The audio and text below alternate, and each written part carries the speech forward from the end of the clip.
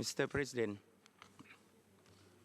Mr. High Commissioner, Excellencies, I would like to congratulate you, Mr. President, on your election as President of the Human Rights Council. Human rights, peace, and development are interrelated and mutually reinforcing.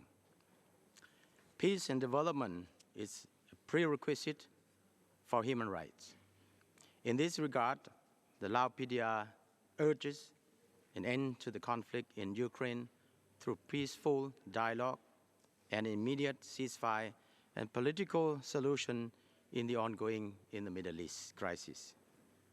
The rights to development is an inalienable human right by virtue of which every person is entitled to participate in, contribute to, and enjoy economic and social, cultural, and political development. Mr. President, in the history of Laos, the Lao people suffers from aggressive wars. They were deprived of development opportunity, which should have given them a basic human rights.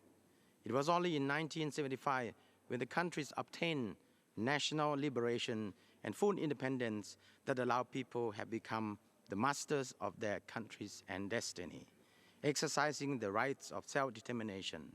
However, the remnants of war, particularly the unexploded ordnance left behind by the war, have caused and continue to cause a huge negative impact on the national development.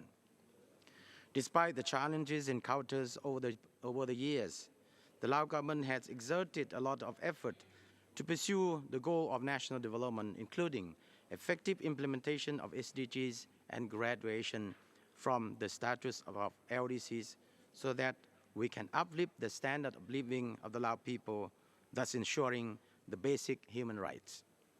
Mr. President, the Lao government has deployed all its efforts in promotion, protection, and fulfillment of human rights of the Lao PDR under the constitutions and laws in accordance with the country's international obligation and commitments on human rights.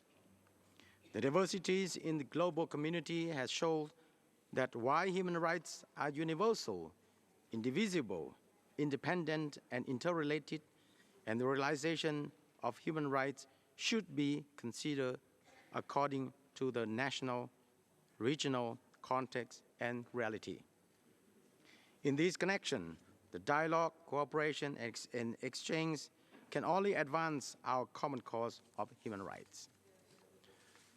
The Lao PDR